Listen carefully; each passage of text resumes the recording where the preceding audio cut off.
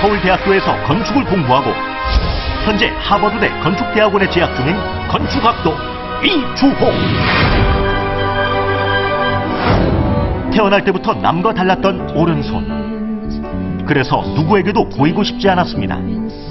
일단 전 손만 가리면 외견상 그냥 다른 사람처럼 보일 수 있었고, 하지만 세상은 그가 숨겼던 오른손을 꺼낼 수 있게 해주었습니다. 저는 그때까지 제 손의 장애가 되게 무겁고 감추고 싶고 되게 어두운 부분이었는데 내 장애가 생각보다 그렇게 크지 않을 수도 있다 하면서 그때부터 장애로 인한 열등감을 이겨낸 하버드대 건축대학원생 이주호 씨를 소개합니다.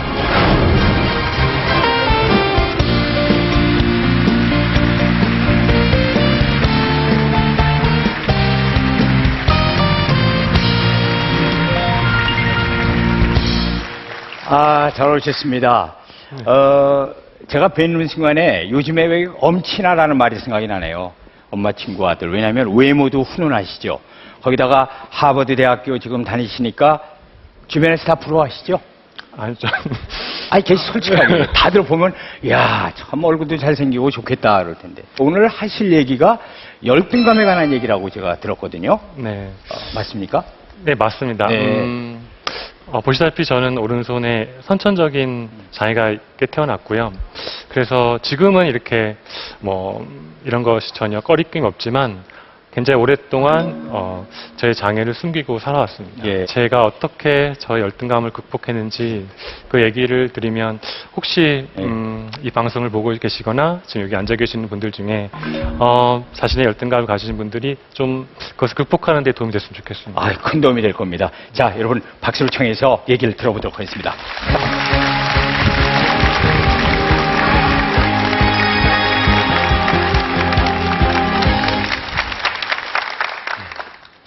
네, 저는 하버드 대학교 건축대학원에 재학 중이고요.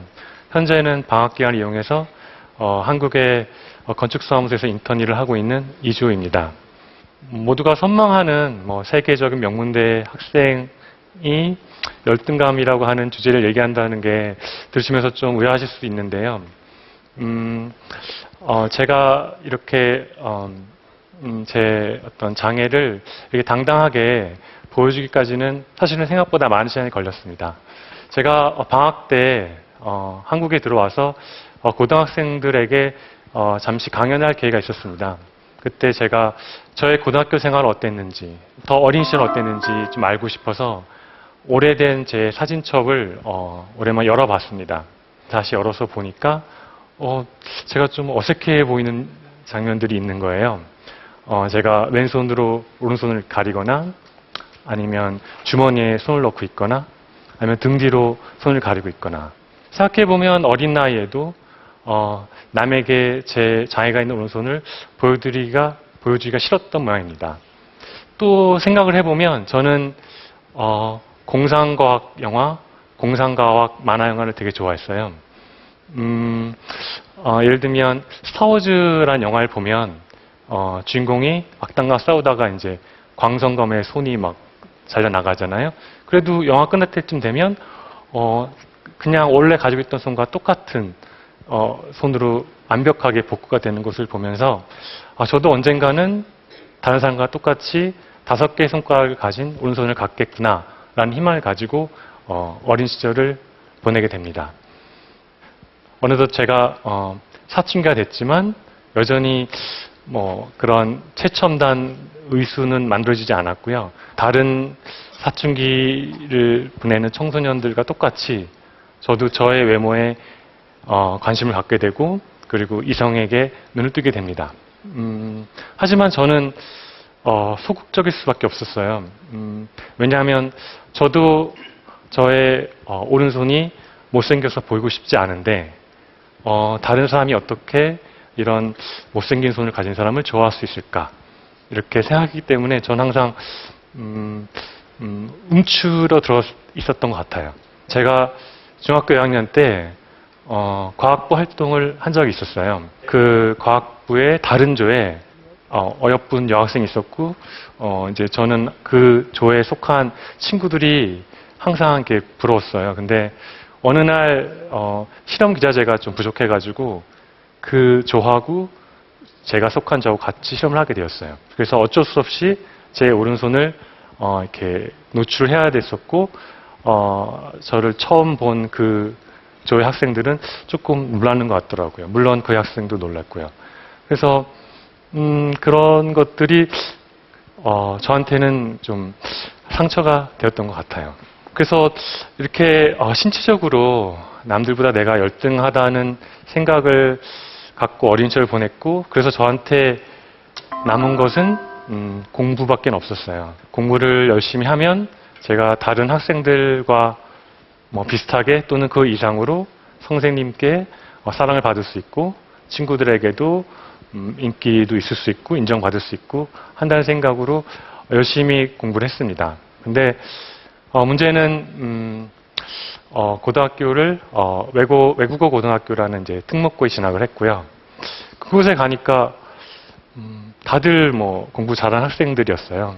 그래서 저는 성적에 관해서는 그냥 평범한 학생이었고, 신체적으로는 남보다 열등한 학생이 되고 하니까 마치 제가 이제 더 이상 저를 지켜줄 어떤 공부라는 저의 방패도 사라진 것 같고 세상에 낙오가 된 것 같은 기분이 들었어요. 그래서 원래는 공부를 되게 재밌게 했었는데 그 이후로는 공부를 좀 집착을 가지고 공부를 하게 됐고, 학업에 대한 이제 과중한 스트레스 때문에 몸과 마음이 모두 쇠약해져 갑니다. 고등학교 2학년 때는 폐결핵을 걸렸다 해서 진단을 받아서 결핵량을 복용하기 시작했고, 3학년 때는 결국 맹장염이 발생해서 맹장 수술을 받게 됩니다. 근데 병원에서 이제 공부는 배가 아프고 그러니까 잘 되진 않고, 지금도 열심히 공부하고 있을 제 경쟁자인 친구들을 생각하면서 이렇게 한숨만 쉬고 있다가 어느 날 병원 복도로 걸어 나가서 창밖을 바라보게 됩니다.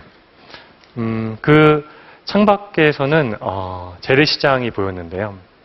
재래시장에서 아저씨 아주머니들이 물건을 나르고 그다음에 물건을 싣고 흥정을 하고, 예전에는 아마 그냥 소란스러운 풍경이라고 생각했을지 모르겠지만 그때 제 눈에 보인 그 광경은 너무나도 생기 있는 모습이었고, 갑자기 저는 그분들의 삶, 생활에 비해서 저희가 지금 받고 있는 학업에 대한 스트레스 이런 게 얼마나 작은 것인가 하는 생각을 하게 됩니다. 그러면서 공부가 이 세상의 전부는 아닐 것이다. 또 공부만이 나를 지켜줄 방패는 아닐 것이다 라는 생각을 하게 됩니다.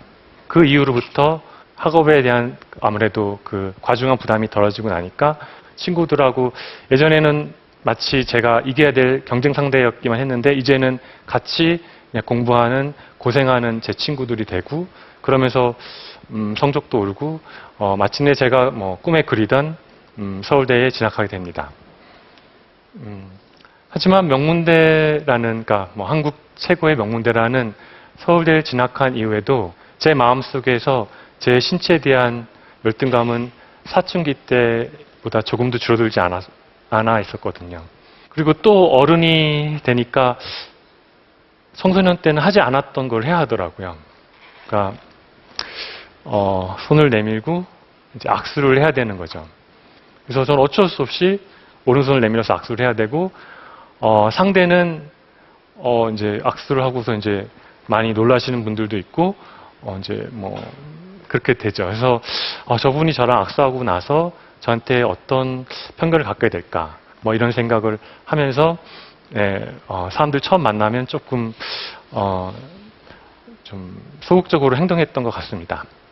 그러던 어느 날 제가 다니고 있던 성당에 청년 사목을 담당하시던 신부님이 새로 오셨어요. 그래서 저한테 악수를 청했고, 저는 어느 때나 똑같이 엉거주춤하게 하는 둥 마는 둥 악수를 억지로 했습니다. 하고 나니까 그 신부님이 저에게 갑자기 혼을 내시는 거예요. 왜 이렇게 당당하지가 못하냐고. 네가 오른손이 내밀기가 싫으면 그럼 왼손을 내밀면 되지 않는 것이냐고 하면서 저를 혼을 내시는 거였어요. 사실 그때까지 제 오른손에 대해서 뭐 혼을 내는 것은 말할 것도 없고 그것에 대해서 말을 하는 사람들조차도 별로 없었어요. 모두들 제가 그 부분에 대해서 마음 아파할 것을 미리 짐작하시고 터부시했던 거죠.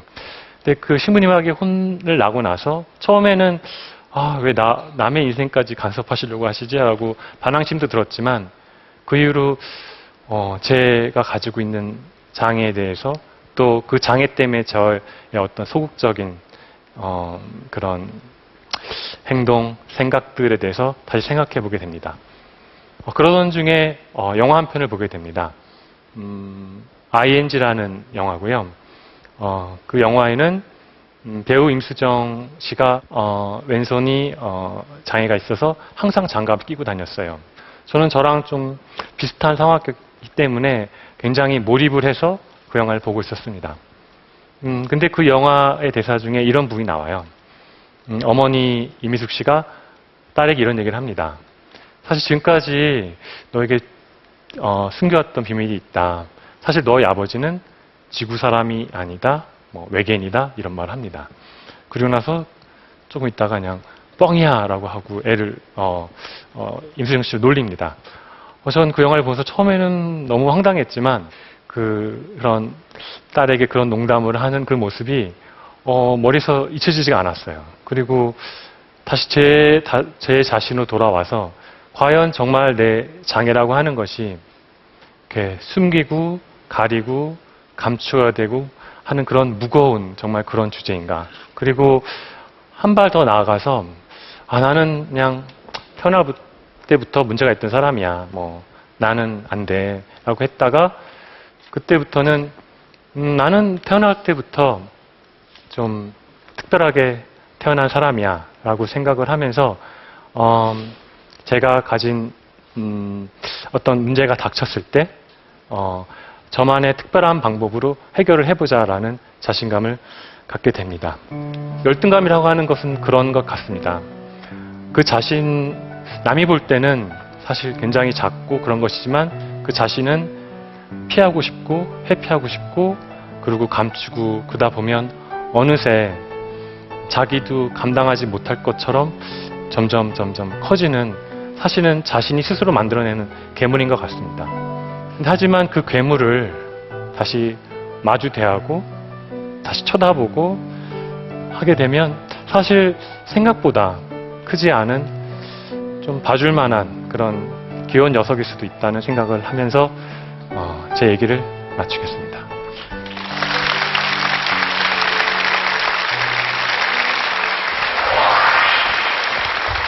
수고하셨습니다. 네. 근데 저는 참 공감을 많이 한 게요. 열등감이라는 건 사람마다 다 어떤 이유든 간에 가지고 있는 것 같아요. 그래서 제가 잠깐 저도 얘기를 한다면, 저는 어려서부터 그러니까 체격이 작았어요. 안 컸어요. 지금도 물론 그렇지만. 근데 덩치 큰 아이들이 와서 맨날 건드리고 가는 거예요.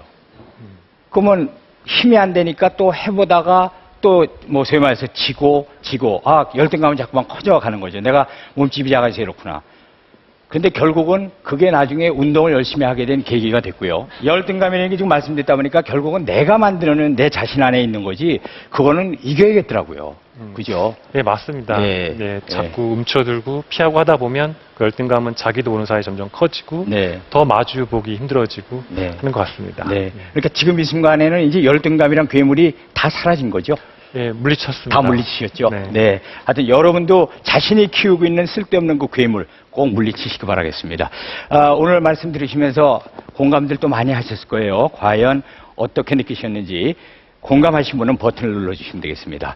자, 한번 볼까요? 버튼 눌러주세요. 자, 보겠습니다. 이조씨의 열등감, 내가 만든 괴물. 공감 온도수가 올라가고 있습니다. 과연 몇 도?